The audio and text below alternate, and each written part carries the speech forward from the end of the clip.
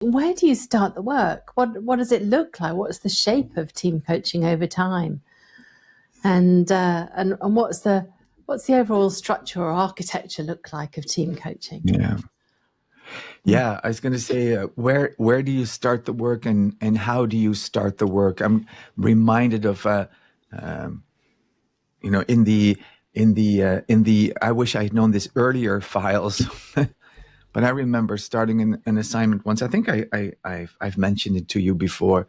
A piece of work that came to me not directly, but through really one of those coaching brokers, where I was asked to work with the team, and on a specific day, and with little or no prior information really. And I remember starting out the work in the first meeting with the team in a very sort of emergent kind of way, because I was really, it's just when I was starting, I think, to fall in love with the whole approach of letting things unfold and navigating without a map, and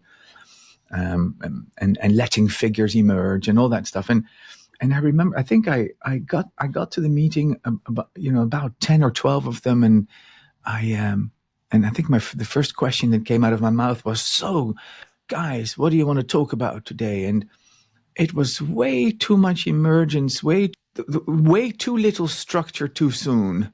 And I remember them just looking at me going, "But surely you should know what we need to be talking about, and you tell us what the work is and what needs to be done."